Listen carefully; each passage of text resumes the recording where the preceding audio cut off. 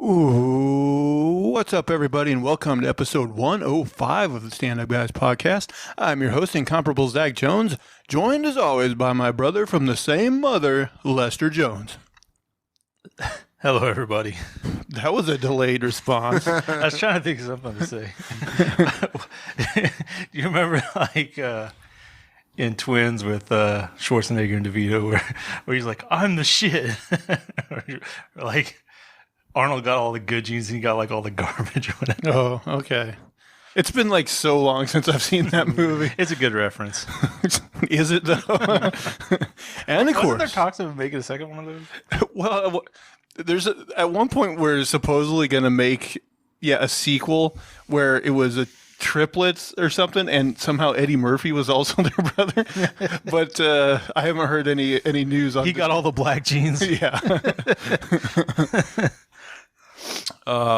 And of course, it wouldn't be our show if we didn't have the ninth wonder, Chocolate Thunder, looking for a few good PPs for a few good DPs. The tag teaming, double creaming. You take the front, he'll take the back. You'll be dancing all night, sack to sack. The phenomenal AJ Singh. Hello, everyone. Good to be here. That's what you said at the DP. Now, we just actually got out of the theater. We watched Jordan Peele's Nope, and we'll be giving a good lengthy breakdown of that movie. But before we get there, I was wondering, did you guys hear this like whole Batgirl story that's gone on this week? Yeah. This story fascinates me a little bit. Did you hear about this as well? Yeah. So, not too long ago, like Discovery merged with Warner Brothers. And so they got like a whole new head in charge. And they had this Batgirl movie mostly in the can, from what I understand. I think it started the post-production process. It would still take some money to finish it up. But they announced that they just straight up are canceling it. Like they're not going to put it on HBO Max. They're not going to put it in theaters. They shot it, but no one's going to see it, you know? Yeah. And so the story coming out is that supposedly internally of the people have seen it and test screenings, like it apparently did very poorly. Right. So the financial thought behind it apparently is that they think if they put it in theaters and add like the cost of a theatrical run, that they won't make their money back on it. But also, I guess like the added expense that it would take to get it ready to be able to put on HBO Max, like they don't think it's good enough that it would draw in enough subscribers to make it financially beneficial that way. So they're just like, we'll eat the expense and get whatever percentage we can get back as a tax break of Right. of They that. figure they'll make more just trying to write it off. Now, this to me is a hard decision to judge without actually seeing the movie. But my thought is, If it's on par with the rest of the DC movies, it's utter trash. well, the thing is, it might be worth the gamble because even like I don't doubt that the movie's probably in rough shape and probably not very good. But we've seen so many shitty comic book movies go to theaters and still do well financially. And I'm like, if they put out a half decent trailer, like it would not surprise me if they put this out and made at least their money back. You know, so I mean, it's still got some interesting things. You've got Michael Keaton's in there, as right, Batman, and that's and Brendan Fraser's pretty hot right now. yeah, I feel like there's enough, like just being like people's first like ability to see Michael Keaton as Batman again, I think would be a big enough draw to very well make their money back on the film. Yeah, I think you definitely have a shot. So to me, to just bury it, even if it is bad, seems weird to me. Yeah, I don't know. It does seem a little weird, but apparently they cut a lot of stuff. Which I mean, I can understand them saying, "Hey, we got to make some changes." I can too. The thing I cannot understand though is they've actually taken a few of the movies that were already finished and on their platform off. Like that American Pickle movie with Seth Rogen. Like they took it off for some reason. That remake of The Witches, they took it off. Oh, And I watched that. The American Pickle wasn't he like you went back in time or something, or he was he was pickled. Yeah, he fell in like a pickle jar or Got something. opened, like, And, yeah. yeah, I didn't watch it. I don't even think it was reviewed super well, but it still seems weird to me that they Yeah, would take it cost off. anything to It leave doesn't. it there. They got infinite space to put shit up. So like that's a decision that puzzles me a little bit. Yeah, a lot of people are talking about like where they're headed. I think they're trying to get rid of scripted TV shows. They're trying to do more like of their, I guess, Discovery type shows. Well, I think the plan, and that sucks, but like, yeah, they had this whole thing. I don't think it was like supposed to be released. It was like an internal thing, but somebody got a screenshot of it and put it on Twitter or whatever, where like it shows like they view the HBO portion of the app as like, male oriented, quote unquote, lean in programming, like scripted stuff. And then the Discovery stuff is more female centric, lean back, like reality type programming, which I mean, I guess maybe they have some demographics that suggest that, but it does seem like a weird thing in this day and age to. I never really thought of Discovery as being like women's oriented. Well, it's because these days it's just. Is it going to be the Kardashians? It's just yeah, exactly. It's reality TV garbage. Just like now, I understand where they're headed. Just like TLC, the quote unquote learning channel, it just devolved into just bullshit reality. Yeah. It saddens me because I really like a lot of the HBO stuff. Like I don't even want the Discovery stuff on that same app clouding up things because it's just to me it's just like bullshit that I don't even want. Like just reality based garbage, Yeah, I'm surprised Discovery has so much money. Like they bought HBO Max. I guess, yeah. That surprised the hell out of me too when I heard that because I'm like Discovery, like I hadn't heard of, like I thought they were just like a dying cable channel. I didn't know that they had money and were like capable of doing that. Yeah, that's a surprise. But yeah, when they announced that merger, I was like, well, DC needs help. Maybe this will, and who knows? Maybe in a couple of years we'll see that they are making good moves and it's paying off. Part of me is like actually a little happy that they don't release this movie because it means that there's actually some quality control at DC. Maybe. Yeah, it could be good. I mean, the content's always going to have a huge amount of value, but maybe they can start doing something decent. I mean, my kind of thought is they need a reboot, whether that's a hard reboot or a soft reboot anyway. So, like, to me, I would be like, well, let's release the things we got in the can, make as much money off of them as we can, and then start over. Maybe they're right. Maybe this movie was in a state where they could not make, any money off of it. But at the same time, it kind of is a fuck you to fans when they know that movie's out there. And I also feel sorry for like the lead actress and like the people who put all their work into this movie and then it's just gone, It sucks for them. And now we're just going to get, the hashtag that release the Snyder Cut is over. Now it's going to be hashtag release Batgirl from now until infinity, Maybe somebody will leak it. They can get their tax cut and a leak. I mean, they might leak something, but it's still unfinished to an extent. Yeah. So, I don't know. It just seems like a weird move to me. And like I said, like, I don't know. Even if it's bad, I bet there's a fair chance they could have got their money back. Yeah, I think they could have gotten their money back. I think a superhero movie, it's really hard to fail with one of those. Yeah, I mean... Except Morbius. I was going to say, Morbius, like... even Morbius, I think, might have made its money back. I don't know. Yeah. But, like, I didn't watch those Venom movies. Apparently, they're pretty bad, and they made money. Mm-hmm. Venom's a big character, but he's never been done very well, I don't think.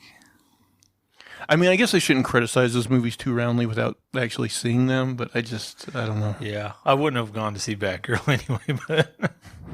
I wouldn't have gone to the theater to see Batgirl, no. Well, and it wasn't even, they weren't even, the old regime at WB like planned that one to be just an HBO Max exclusive thing. I probably still would. Well, we would have made you to review it for the podcast, but, and it might have been good. Like, I like the character of Barbara Gordon, actually. She's one of the better female superheroes, I think, but yeah, apparently the movie was not in a good state. Well, should we get on with reviewing Nope? Yeah, let's do it. Well, I got one story. Oh, sure. Go ahead. We're going to squeeze in one story here because this one needs to be heard. You got a doozy for us? It's a good one.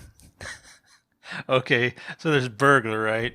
He breaks in this chick's house, and like, so she comes home and she's like, I've been burgled or whatever, and she finds out like some of her dildos and shit are missing. And so not only that, there was a jar in there with 50 grams of dried semen from like 250 dudes because she's been fucking everybody on Tinder Oh my god. and saving their jizz. So she's like, Whoa. who could want this, bottle of jizz? And so, But no, the question is who collects it? Yeah. well, why is it's she bad one? that she collects She's it. like, this weirdo. This other guy steals it, but here's the kicker. He thought it was drugs. Oh. He chopped it up and he fucking snorted it. So He's like, it was the best high of my life. from this, he got 2 different types of herpes Oh. and a raging case of syphilis. Oh god. It shows pictures. He's got like blisters on his nose and his mouth and shit. So it's definitely not a fake news story. So she's got I herpes and tried to syphilis. like, I'll type like fact checker and type the story, and like I couldn't get any false like things on there, and it's running a bunch of like different news outlets. I mean, this guy, he looks like he would snort sperm. Oh man. I mean, how hopeful do you have to be as a drug addict to think that drugs would be in a jar of? You're like, oh, sperm-looking anonymous liquid? white powder and sex toys. I know what this is about. Was it a powder? It was in powder form. It was all dried out. Okay. Yeah, it was like her collection of dried out sperm. Now, I got questions about this woman because, like, is she having like the guy she with like specifically come in the jar, or is she just Yeah, like no, scraping it she's off her like- face, or what? I think she's just getting them to go in this jar. How would you feel if you hooked up with a woman and she's like, "Oh, hold on a second, can you come in this like jar that's half filled?" Yeah. Hello, person I just met on Tinder. Yeah. Just so you know, I save everybody's jizz. And you'd be like, that looks like that must have been a lot of guys. Oh, well. Creating your own Jurassic Park, huh? Can you imagine the smell of opening that up? That's the other thing. Like, I mean, did this guy think it was cocaine or something? Like, he wasn't Yeah, I thought it was like cocaine. I mean, he didn't get a whiff of that and be like, You got a whip. I mean, Buttermilk. doesn't smell like any cocaine I've ever had. Of course, I've never had cocaine. Maybe cocaine does have a spermy smell. I don't know. Yeah. I wouldn't think it'd be a popular drug, though, if it did. Yeah. Okay, and now Okay. are we rolling? Let's go with Nope, now that we've gone through that. Okay, guys, so we're going to review Nope.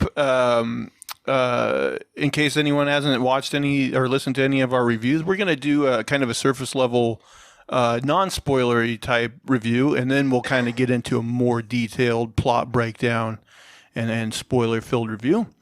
Basic synopsis. 2 siblings who run a California horse ranch discover something wonderful and sinister in the skies above, and the owner of the adjacent theme park tries to profit from the mysterious, otherworldly phenomenon. The movie, of course, directed by Jordan Peele. It stars Daniel Kaluuya as O.J. Haywood, Keke Palmer as Emerald Haywood, Steven Yeun as Ricky Jupe Park, Michael Wincott as Antlers Holst, Brandon Pereira as Angel Torres, and Keith David as O.J. Sr. Well, I'll let you guys go first with the non-spoilery stuff. I don't know exactly. I think I'm still processing how I feel about this movie. But yeah, what do you guys think? I mean, I expected more. I thought, because I heard other reviews for it, and they didn't get into spoiler territory, but they did kind of lead me to believe that there was more to, just the surface level we saw in the trailer. And I mean, there was a little bit more, but I wasn't fully satisfied with the story. I thought it was okay. I thought it was, well played out, acting wise and other stuff, but Yeah, I thought it was just okay film. Yeah, I was kind of expecting more depth and like it has kind of like a long, slow start, and you expect it to build more. And I guess I was figuring it might go a couple different ways, but like if it was going to go the horror way, I thought it should have gone harder, maybe. Like it didn't really. I don't know. It was slightly anticlimactic. Yeah, I think that's where I'm at as well. I mean, on a technical level, like it's well shot, like there's beautiful shots in it and everything. But yeah, story wise, I think it does let you down. And the other thing is like, not that this is a requirement, but like Jordan Peele's like, I mean, this is only his third movie, but he's kind of known for doing these horror movies that are also like social commentaries. And you get I was that expecting that element that wasn't there, kind of. Yeah. you get it arguably a little bit in the very beginning of the movie, which we'll go over. But like, if like towards the end of the movie, it was still supposed to be there. Like it was lost on me. Like if we were supposed to interpret certain things, like then it was lost on me. Yeah, like the opening scene, like it goes into that story, which is definitely like horrific. But at the same time, like it doesn't really tie in as well as it could, maybe. There's other random things where like I feel like Jordan Peele's like this would make for like just like a bizarre visual, but I'm like Right, they're like cool elements, but they don't quite. but they just feel like they're he's like one-offs. he found a reason to get him there, but they're not very crucial or to the story, or and it's a bit weird. I'll also say Daniel Kaluuya, who I mean, I think I've only seen him in this. What was Jordan Peele's first movie? Get Out. And I've seen him in Black Panther. And I thought he was relatively good in Get Out. Here, I gotta say, I felt his performance was so subdued that it was almost wooden. Where I just thought, like, sometimes, like, some really freaky shit would go on, and he would just be like, oh, that's something. Like, I felt like he almost had a personality disorder. I know, like, Which I don't know. I thought it was on purpose. I mean, they didn't set that up if it was part of his character. I mean, even with like people, like it seemed like he was struggling with eye contact. Like he had some kind of like, he had something going. I don't know. I just thought I would have liked it if he could have shown a little more emotion in his performance. I think it was maybe just a little too subdued, a little too wooden. Yeah, I mean, I don't want to give away too much, but like with a movie like this, you kind of you were talking about this, like you expect kind of like maybe a big twist, and like when you find out, like Yeah, there's a small twist, but you're like, okay. yeah, you're just like, oh, okay, that's fine, I guess, but it's not. Yeah, so I think the movie is in the end anticlimactic. There's some good stuff in it, but would I recommend you putting down your hard-earned ducats to actually see it in the theater? Nope. At least you had enough time to think of that on the car ride home. All right, guys, are you ready to get into it? All right, guys, spoilers ahead. So as the opening title sequence comes up, we hear this background chatter that's sounds like some sitcom or something like. And it's going to touch on this later on, but we open up just for like some, I guess, a shocking opening. This sitcom with this monkey or chimp, I guess. The chimp goes crazy and just like slaughters like a couple of people on the show. Yeah, you don't really see. Yeah, when it opens up, you just hear like this commotion, and then you see the chimp with like blood all over his hands. He's bloody. There's someone laying there. And curious enough, there's like a shoe that's standing straight up. Yeah, I think that's just a visual. That's another thing. Like I said, sometimes he's like, Jordan Peele's like, I like this as a visual, and it doesn't really mean anything. Yeah, I was kind of wondering if that was, well, I was wondering if it's some kind of like cue to Supernatural at that point, but you don't really know where it's going. Yeah, and it wouldn't really make sense in the context of the movie for like a supernatural thing to be happening right there. Right. So now we come to the farm. That's going to be the center of the movie. Daniel Kaluuya's character is feeding horses, and his father, played by Keith David, is also like training a horse. They have a little bit of a conversation, and then Daniel Kaluuya starts to walk away, and like it starts to rain, and we don't know exactly what it is, but it seems like it's raining like metallic or something, objects, yeah. And like he looks back and he sees that his father like slumps over on the horse and then eventually falls off, and we find out he was hit with one of those pieces. Like he rushes him to the hospital, and we see like the X-ray of the metal piece in his head, and it doesn't like tell us right there that he dies, but then it like basically flash forwards 6 months, and like a little bit later we find out, yeah, he did die. But yeah, you get hit with like a nickel or something. Yeah, something like that. Yeah. So now, basically, their family, and this was in the trailer. They go over the whole thing about the first like minutes of a motion picture where this black guy riding a horse. He was like their great grandfather. And so now they operate this business where they train horses to be in movies and TV shows. So he's on the set of this commercial. He's like the horse wrangler. And like, you can tell he's like kind of uncomfortable in the position. Yeah, he's having a lot of trouble interacting with people. He's definitely like more in tune with the horses and stuff. Now, this is the only part of the movie where I feel like they really kind of get into maybe some social commentary. Where like, it's done a little heavy-handedly. Where like kind of the white people on set are kind of treating him like shitty and like he's weird or something. He is kind of weird. He is kind of weird, but they're kind of also like treating him like oh, he's just the horse guy or whatever, you know. Guy, yeah. And they're definitely not respecting him. Even like the actress like on the set, like this older white lady's like, they tell her his name's like OJ, and she's like, OJ, like OJ Simpson or fucking something like that, yeah. And so it's, I don't know, a bit silly, but they basically tell him to do the safety instruction for being around the horse. He starts doing it, but he's like kind of shy and like, but then like his sister shows up, and his sister's like the exact opposite of him. Like she's very extroverted, and she's very like comfortable with the crowd. She likes the attention, you know. She's very charismatic, and so she like gives the safety speech, but at the same time she's like plugging like her acting and her singing and things like that, right? To tell the truth, as far as like safety meetings go, they didn't really give them very good instruction. That's two true. Things.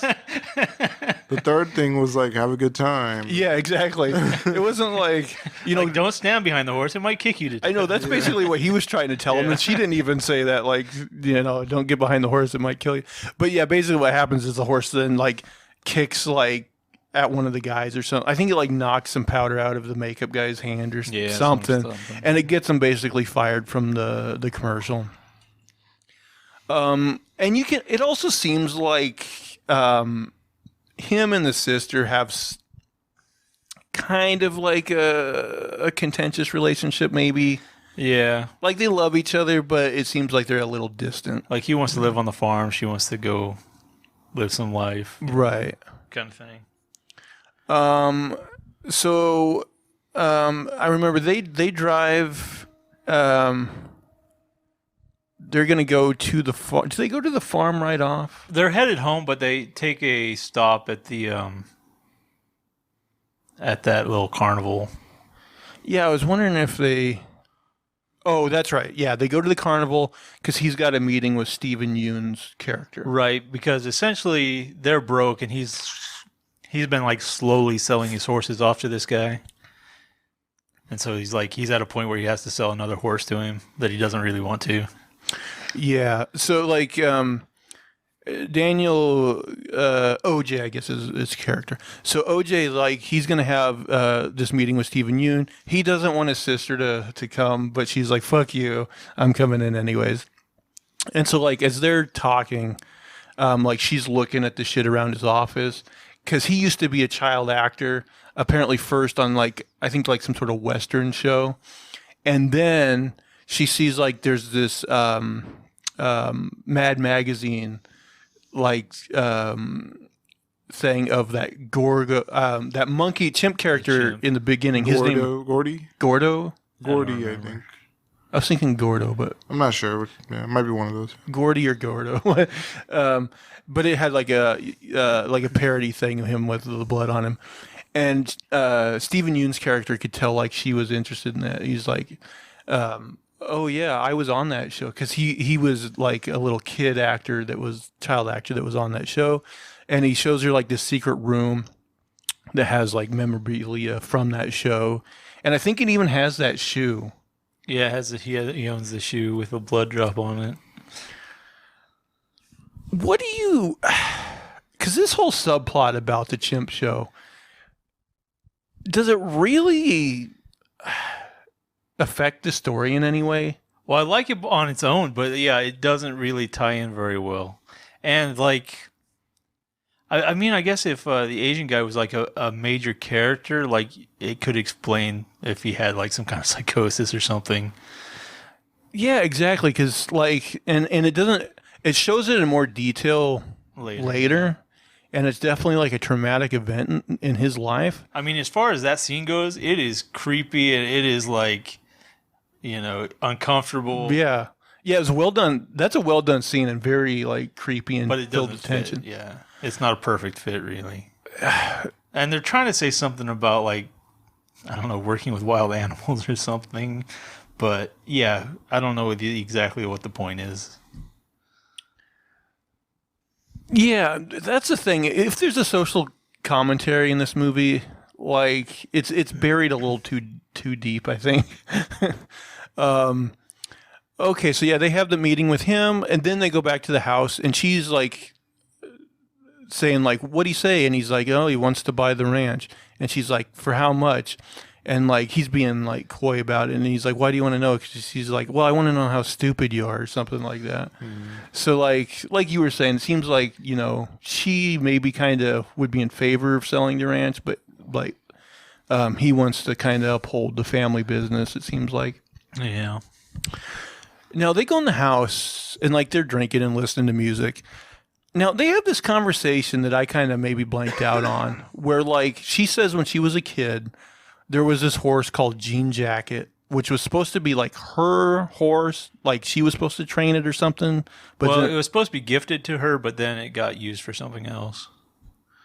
Yeah, like a movie or something. Yeah, then her dad got a movie contract and took it out, and so like she felt like screwed or something about that. Yeah, I just didn't know exactly. Like, I felt like that was supposed to maybe be a bigger story point. Well, again, too. she said she was like looking out the window and her dad never looked at her, but like he did. Yeah. It was, I don't know. Yeah, it doesn't really go anywhere. Yeah, it was weird. So then she looks outside and she's like, "Why is Ghost, which is one of the horses, like out in the arena where they train rather than, I guess, the stable or whatever, Yeah.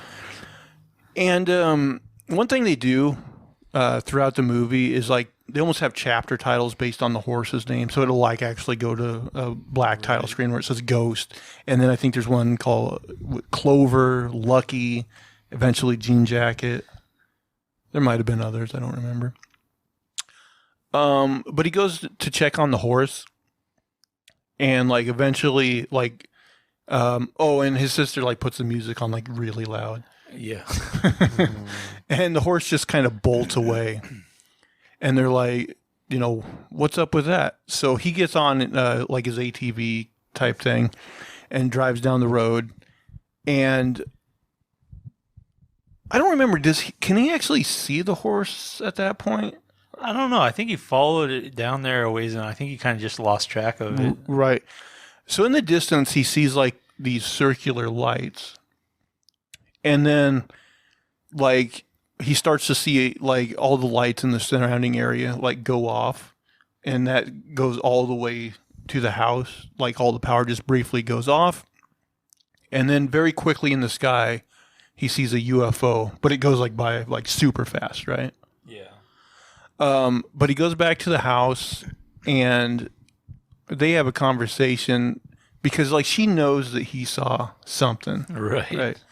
and so yeah, he's like, I forget exactly what he said, but he basically tells her that he saw a UFO. And she's like instantly like, we need to go buy cameras. No doubt whatsoever. Yeah, well, so they oh,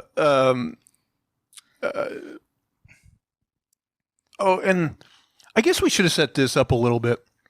When they went to see Steven Yeun, he owns like this kind of Wild West theme park called Jupiter's Claim or something like that, Yeah. where they just have all these kind of touristy Wild West attractions. And I think like they were eating food like in the parking lot of that place or something when they're having this conversation where she says she looked up online and like if they get video footage of the UFO, they can make huge money, right? Yeah, like 100K or something. Right. So that's their plan. So they go to the store, they buy a bunch of cameras and shit. And like they have this thing they bring back where they're like, we're gonna get on Oprah or whatever. Yeah, We're gonna the get that Oprah Oprah shot, right? So they're checking out, and the guy checking them out's like, would you like to have that professionally installed? And they're like, no thanks. And he's like, suit yourself, but you're gonna fail or something. Like he's a terrible like salesman. Yeah. Like he should be fired. But they're like, is it a hard install? And he's like, I guess he convinces them that to have him come out and install it. So But also like they're buying this equipment and like he's instantly like, you're trying to film UFOs, aren't you? Yeah, that was people made connections in this movie that I wouldn't have made. He's like, I'm all in right now. yeah, so yeah, there are things in this movie that like that too. That you're like, okay, that's a little bit of a reach that this guy would just make that connection right away. But yeah, so he comes out, he installs the cameras, and then the sister leaves. She says she's going to go shopping, and so he's stuck there with the guy, and they have this whole conversation where like the guy's like, you know, a couple years ago, the government finally released footage of UFOs, and he's like, now they call them like UAPs because they want to like. I've never heard of a UAP. Is that a Yeah, real? I never had either, but apparently that's a thing. I don't know. And like the guy's like saying that maybe like they're world killers and they're gonna like, you know, bring us up and shove metal up her ass or something. And even like then like Daniel Kaluuya's character said something nonplussed like, oh, that's great or something, you know. Yeah. But anyway, then the sister shows back up, and we see there's like a trail of like flags coming out of the horse trailer. Oh, right. And we find out she stole like a I don't even know what you call it, like a mannequin horse. Yeah, mannequin statue horse from Steven Yeun's park. And then conveniently, Steven Yeun's character shows up almost immediately, and she's like, "This is a decoy horse," and he's like, "Oh, we have some like that. Where'd you get it?" And she's like, "Oh, where'd you get yours?" It's, you know, trying to like, you know. Anyway, he's advertising that they're having some show Friday night that they want him. He wants them to come to or something like that. Yeah. Anyway, he leaves. I think the angel guy leaves. So then I believe it's nighttime again. Is this where they have the scene in the horse stalls? Yes. Okay. Yeah, thanks for reminding me. So yeah, it's late at night. OJ notices that there's a light on in the stables that shouldn't be there. So he goes in there and he shuts the light off. He walks away. The light shows up again. And then there's these like small alien creatures. And and he gets out his like flip phone, shitty phone, camera, and again he's like, nope. And that's a joke they repeat like in the movie, the whole nope thing. It was funny. It was a good misdirection. But yeah, so like it's a misdirection where you're like, oh, is this really like an alien creature movie? But then it ends up just being Steven Yeun's kids, like scaring them for stealing the mannequin horse. What do you guys think of that scene? Like, I mean, I guess it was well done, but do you think that those kids would actually do that? No. I didn't really. I mean, if you live out in the country, got nothing to do, maybe. I don't know. But I don't know. I thought it was kind of funny. But also they let one of the horses out of its stall or something. Did they? Yeah. Yeah. Like one of the horses was out. I don't remember. So then I might be skipping over something, but I know like the sister is then looking at the newly installed security cameras, and she's scared because of like an insect like covers one of the praying mantis sticks its head in front. Yeah, and scares her a little bit. And then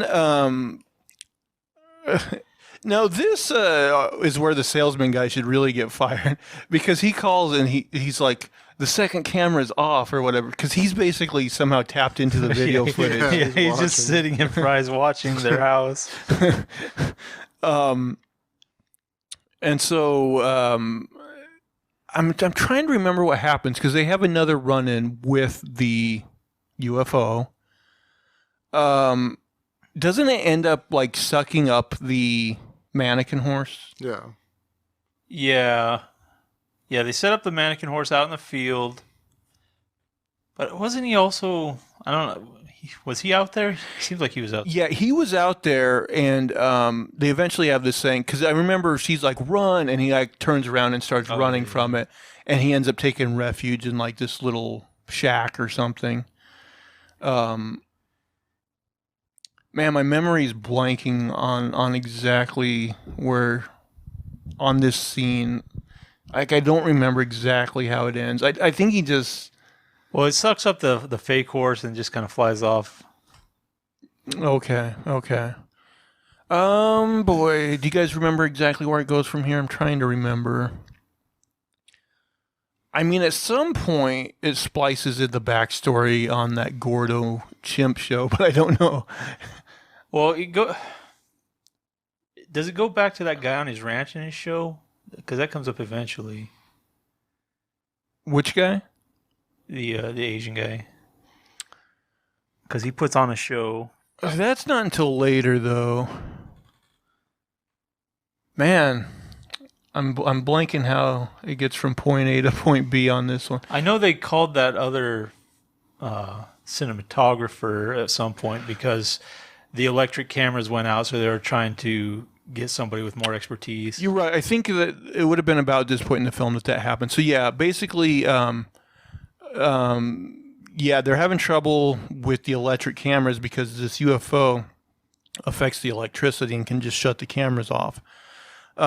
So they call this guy that was the director on that commercial they got booted from, and he's like got like a really like grisly voice on him. Yeah, he's got a deep, raspy voice. And he keeps also like viewing this footage that he's got of like this animals killing other animals.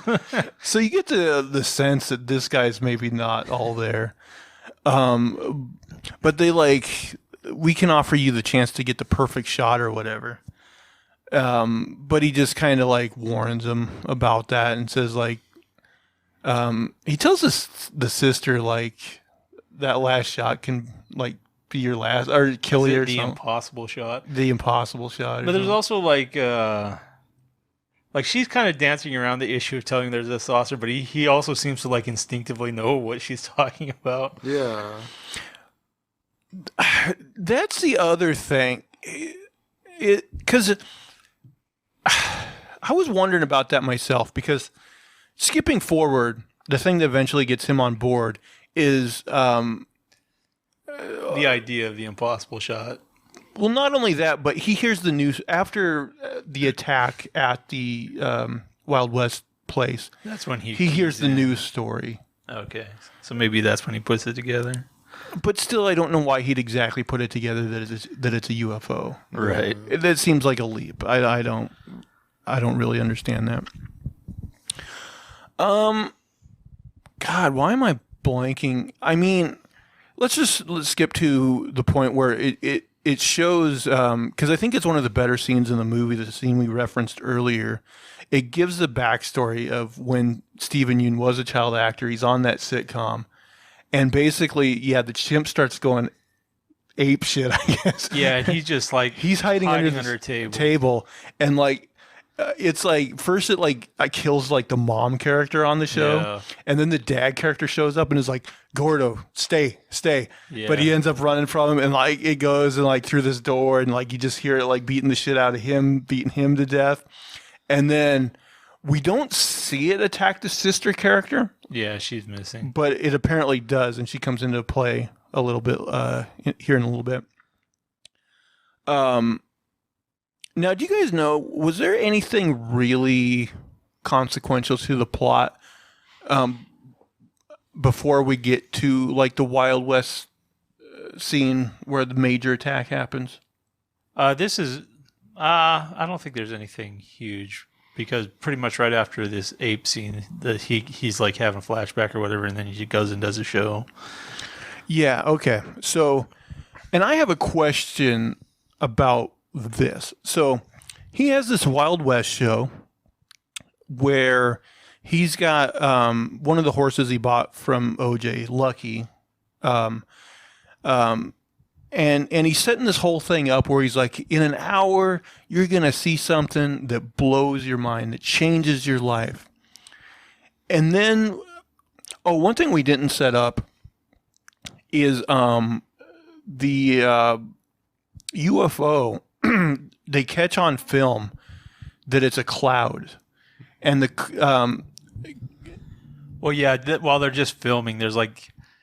when he tries to time lapse it, all the clouds are moving except for one cloud. He just stays in the same place all the time. And also in the attack that picked up the mannequin horse, there was a cloud that was moving around. So they kind of pieced it together there. Yeah, they're just in the cloud. So while Steven Yeun's character is setting this up, we see the cloud, and out of the cloud, the kind of series of flags. You're right, the flags from the horse come out. Now, this is my question. Did Steven Yeun's character know about the UFO, and had it been doing shows where it fed at horses before? Yeah, that's pretty much the whole thing. It'd been happening for a while, and so basically he'd just take a horse and like, at a certain time of day, he'd just like let it run out into the desert or whatever, and they'd see come down and take the horse. But this is my thing. If that's the case, why wouldn't they have been filming this?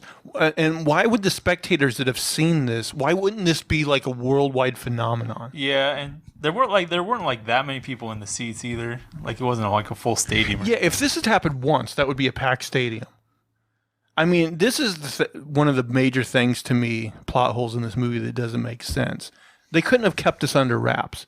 If people were seeing a UFO come out in this horse show and pick up a horse and eat it, or abduct it, would they have been just like, oh, it's a spectacle that this guy's making, Yeah, plus when 40 people go missing later, wouldn't you come forward and be like, hey, this is what was happening previously on that ranch? Yeah, I mean, could it potentially they think it's like some sort of like gimmick on his part or something? I don't know. Also, okay, let's and this is another thing I was thinking about. So, like, Steven Yeun's character seems blasé about sacrificing these horses. Yeah. And at some point, like the guy who said he wanted to buy his horses back, and he was just kind of like non-committal. Yeah. It's like those horses aren't coming back. Yeah. But then, okay, let's dig into his backstory where he's seen this chimp kill these people. Do you think that made him be careless about animals? Like you don't really see that much into his psychology, but you figure he's got some kind of damage he's packing around. And also the chimp, after it kills the people, almost goes to fist bump him, but then it gets his brains blown out as he's going to do it. Oh yeah. But See, I got the sense from that scene that like he felt bad that the chimp died. Maybe I'm wrong. At the I end, mean, it seemed probably. like I mean, they'd had some history together. See, that's what confuses me is that backstory doesn't really feed into his modern day character in any way you'd think it would. Yeah, you don't see enough of him to really know that much about him, other than he runs the show. So also, and it showed this is a thing from the trailer, but as they're doing the show and the UFO comes, there's a woman in the audience who is basically the I guess sister character that was on this show, right. And she got all mangled from the monkey. So in the trailer, you see like the veil like blow up on this old woman, and her teeth are all fucked up, and her face is all fucked up. That's what happened. Is it's the sister character from that show that was fucked up by the chimp. Now this is one of those things I'm talking about where it seems like Jordan Peele's like, I like this as a visual, yeah. So I'm going to find a way to get it in there. But, like, to me, it's like, what does it add? Yeah. It's just, it's almost like he wanted something crazy for the trailer. Yeah. And he's like, this would be a crazy visual. I don't know. It just, to me, it just seemed horseshoed in there for a pun, I guess. Yeah, I don't know. It's just the way it comes together, none of it plays out. Because really, you're getting like a lot more story and backstory on him than the other main characters. Yeah, it just doesn't make sense how it all ties together. I don't know. So OJ decides, he's at the farm, he decides that he wants to get Lucky back because that's like his horse or whatever. So he goes to the park, and of course, it's all fucked up. And I guess we should go back. So basically, because we didn't really go over the attack, the UFO like picks up everybody that's watching this Wild West show, and we actually see the inside of them going inside, and it looks like they're getting like, I guess, digested by this thing. Getting sucked down some kind of digestion hole. Yeah. So then OJ shows up, and of course the park is a wreck, and he's like wondering what the fuck is going on. He gets to that area where Lucky is, and then the basically spaceship like swoops, and I think this is probably the closest shot we get of it in the movie to this point. Yeah, it comes a couple close ones, mostly on him. And we see that there's like this giant hole at the bottom. And basically he's able to, I guess, see that this isn't like a UFO. It's not a ship. It's a creature. Right? It's a biological creature, and it's eating people. So that's kind of the twist, quote unquote twist of the movie. Yeah, that's where it moves from like an alien to like a creature feature. Yeah. Which again, like, it's not like a surprising twist. It's just something you kind of go like, oh, okay. Yeah. Okay. At that point, I was like, okay, it's a creature feature. And then like I was expecting more like classical horror, I guess. Sometimes like the twist or the reveal in the movie like retroactively like makes sense, like it fits together, but this didn't really do anything like that. The only thing it explains is because like the ship falling out of the sky that killed his dad, like I guess they told him that like somehow that shit fell out of a biplane, and he's like, I never really bought that. Well, we find out this creature, like, it eats the organic matter, but it can't like digest the metal and shit, so it just spits it back out. Showers it back out. Yeah. So basically, he hides from the creature, like, and it goes off. But then he gets, I guess he just feels that it's going to go attack, like, the farmhouse or something. So he calls his sister, and like, the phone's starting to break up, but he's trying to warn her that it's not, that it basically is a creature, not a alien spaceship or whatever. And, so he puts Lucky, I guess, in the horse trailer, and he drives back. Now, this scene I thought was kind of cool. So, I forget why exactly, but Angel, the store guy, he was at the house. He was going to leave, but the creature's close enough that the power to his van shuts off. So he runs back into the house. And the creature is like right over the house, and so it starts to like downpour rain. But since it just ate all those people, it's also like blood coming out and like going on the windows and stuff. A bunch of junk and blood. And... So that scene I thought looked kind of cool. Just the visual of like Yeah, it all the wasn't bad. blood and shit coming down. So OJ, like, he makes it back in the truck to the farmhouse, but then he gets close enough that it also shuts off the electricity to the truck. And then this was kind of like, I think, the funniest use of the whole nope line in the movie, where like he like goes to get out of the truck, but he looks up and like the thing is like right there over top of him. And he's like, nope. He shuts the door and like locks the door like that would do anything. And it like spits the mannequin horse like through the windshield of his truck. Oh yeah. So basically he just kind of waits it out and until like the morning when the light starts to come out. And now this I thought was a little bit weird, where like he drives up to the house and like he sees Angel and his sister in the house. I would have thought, because his truck was still technically working, right? I would have thought he would have just like drove to the door of the house or as close as he could get and like open and be like, run in. Yeah. But instead he like gets out, kind of weirdly, like slowly walks to Angel's van and waits for the other two to like come. Yeah. And like he did have a horse through his windshield, I guess. Yeah, but he left his other horse there, like in the back of that Yeah, truck. he's in the loading. Lucky, Yeah, he's in the trailer.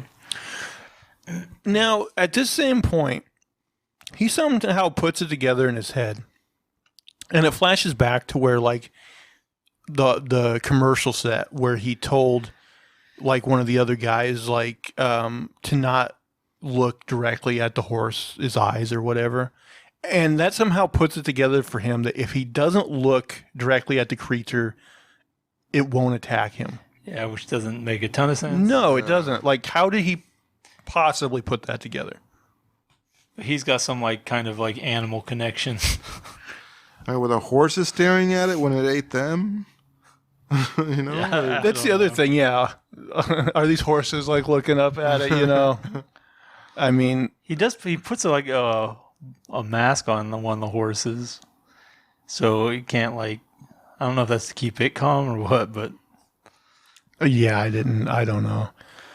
Again, that part seemed convenient to me. It seemed like a random thing that he wouldn't really put together.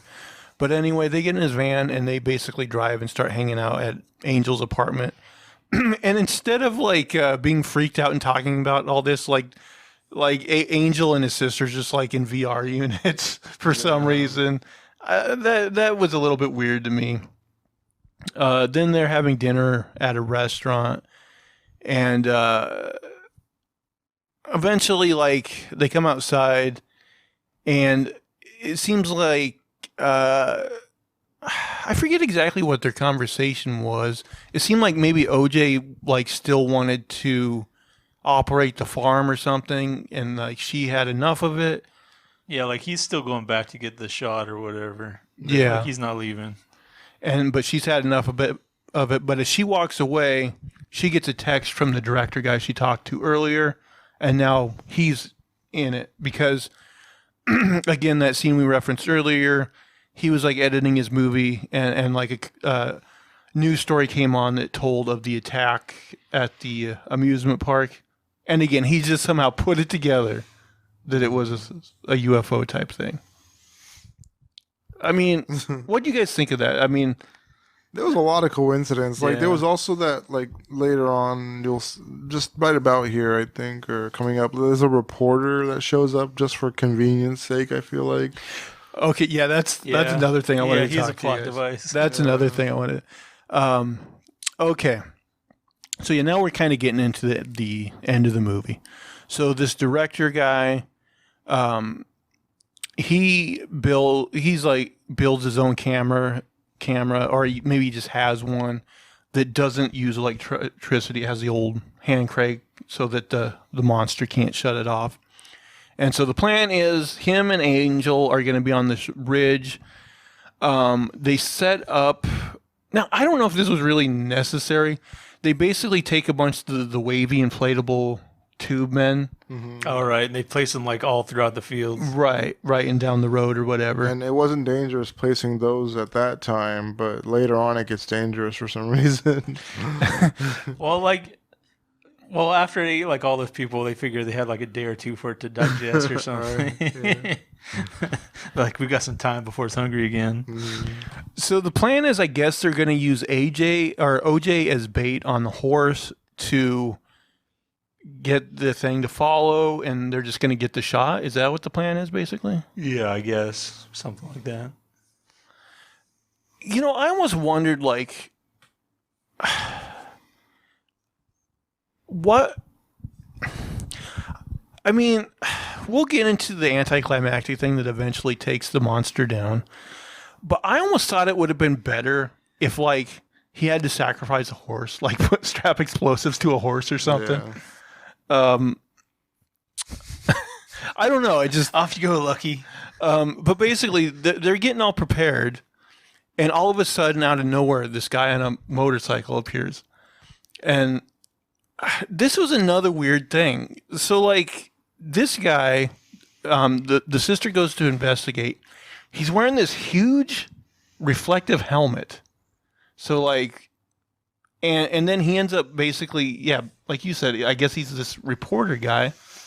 But didn't he even mention the cloud that's not moving? Like, didn't he have some sort of... Yeah, I think he might have. So, this is another thing, is like, who is this guy? How does he have this knowledge? Why would he be here? Can you guys explain it at all? Supposedly investigating the whatever happened at that ranch / park or whatever. I mean, I feel like this was just a shoehorn thing in here that didn't make any sense. And also, again, like, the weird reflective helmet is like another thing that I just feel like Jordan Peele was like, this looks cool. I got to fit it in somehow. Yeah. And this whole character didn't make sense to me. I didn't know where he came from, why he would be there. He showed up at the perfect time to be bait, though. Yeah, so basically, like, he just starts gunning down the street on his motorcycle. The creature cuts the power to it's an electric cycle, of course, not a gas, and it just wrecks this guy. And then I guess OJ like feels sorry for the guy because he can hear him screaming or whatever. Right? They're kind of like, well, he's probably dead, and then you hear him screaming. So like he goes and like tries to help the guy, and I think he's like, "Don't look at the creature" or whatever, but he's like looking at it or something. Yeah. I forget actually what happens here. It eventually like ends up eating that guy, right? Yeah, you think like he's gonna save him or something, and I don't know if he sees it like it reflected in the guy's helmet or whatever. And he's like, "Sorry," he jumps on his horse and takes off, and then it just eats the guy. Mm-hmm. By the way, I thought for sure we would get some scene of that helmet like falling back to the ground or something somewhere, you know. So. This part's hard to keep track of because, like, it starts going around and, like, fucking with everybody at different points, it seems like. But first, like, yeah, I think OJ's, like, on the horse trying to... Yeah, chases him back and, like, he gets off into, like, a shed or... Yeah, he, like, jumps off and gets back in the shed.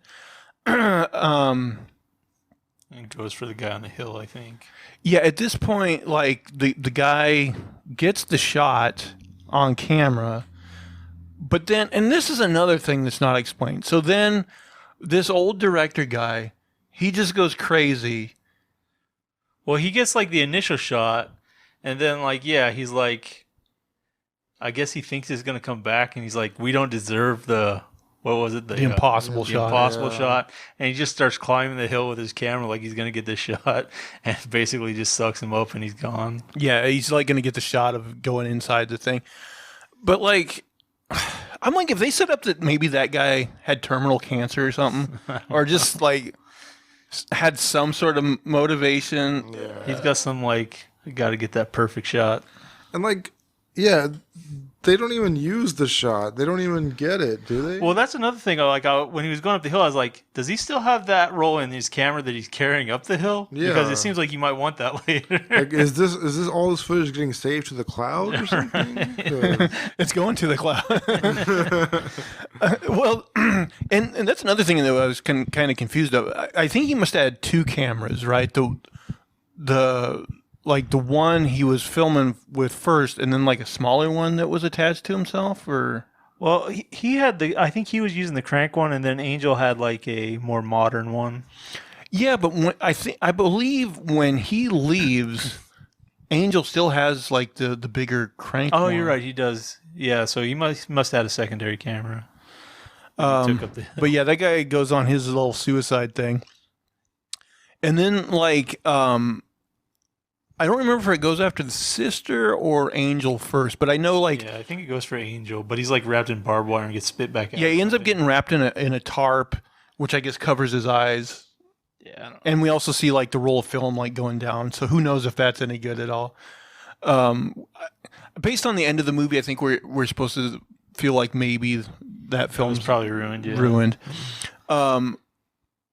So then I remember it starts going after the sister, and even though like she goes in the house, it seems like it starts like ripping up the house. Yeah, it's like gets more aggressive. Well, she's like in an outbuilding maybe or something, and like it does a little tornado on it, it kind of falls apart, and she runs out. And she gets like flung up into the air Yeah. a little bit. I'm trying to think. Oh, one thing that confused me. Okay, so Angel, he's in the tarp, and he's all wrapped up in tarp and barbed wire. And he basically ends up like putting the barbed wire kind of like tightly around him. And then I'm like, well, where is this going? Is he going to have the thing eat him and hope that the barbed wire like fucks up the inside of the creature? Like, Yeah, I don't know. I didn't know exactly what his plan was, but then also it sucks him up, but then like kind of spits him back out. Well, the barbed wire was like, it kept him there. Like, it was all connected to the fence and everything. Yeah, it was like it was pulling off the fence as he was going up, Oh, okay. So the barbed wire was like tethering him. Yeah. Oh, okay, I missed that part. Okay, that makes a little more sense. So like he was wrapping it around him in hopes that it would save him, and it did. Yeah. Okay.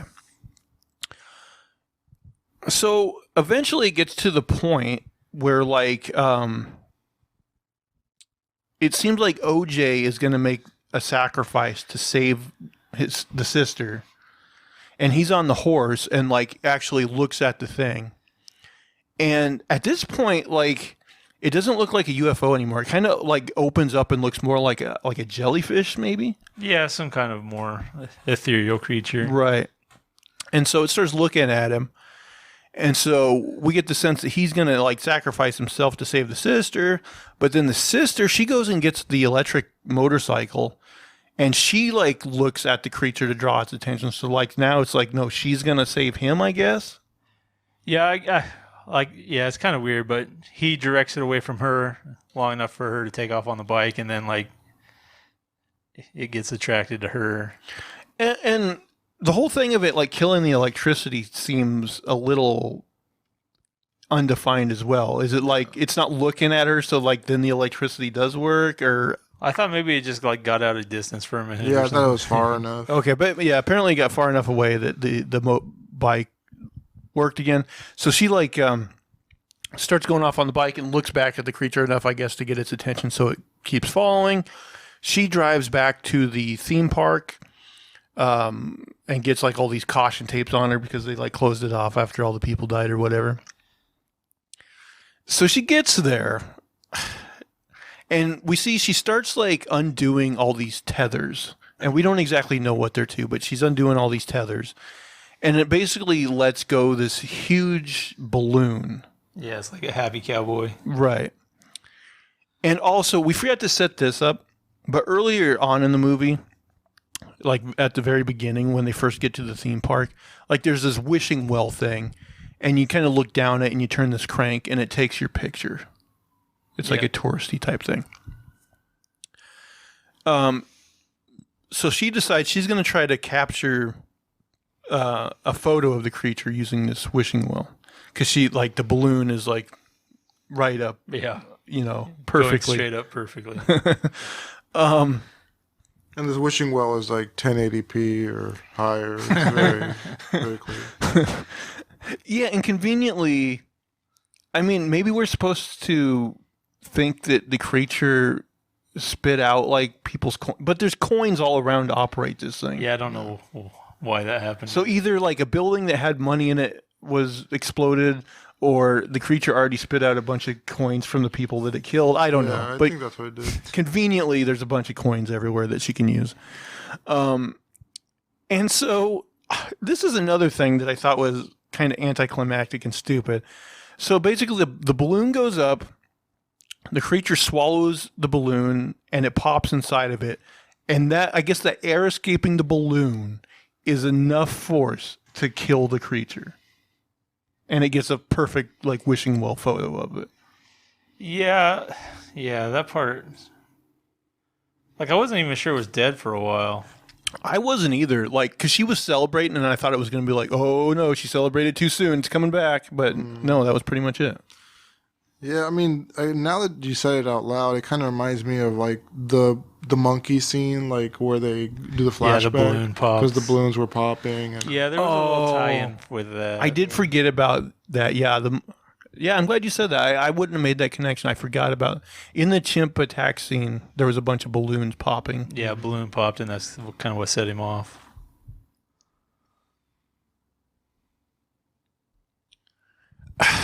Okay, and then we get the happy ending where like OJ's still alive. He shows up on the horse, and that's pretty much it. So like, if there is a social commentary to the movie, do you think it's more in the way we treat animals rather than anything else? Yeah, I thought it had more to do with animals. I didn't know what to take from it. Like the Hollywood scene made me think like, yeah, they're mistreating animals. There's clear rules for how to behave around these animals, but they're still like, make it do this or we'll do this. We'll walk around the backside, whatever, like not caring. I guess there was disrespect for animals in a lot of cases. Yeah. I mean, at the very beginning of the movie, like just the like whole thing about how like, that first motion picture thing, frames of film, was a black guy that's forgotten by history, and the way he was treated on set. It seemed like maybe there was a little bit of racial commentary, but really, other than that, I don't think there's much racial commentary, and everything else seems animal-based. Yeah, that's what I've picked up too. Yeah, I don't know. It wasn't solid. I mean, unless... Do you think there's anything to the I don't know, like, if we just don't look our adversary in the eye, we're safe or something?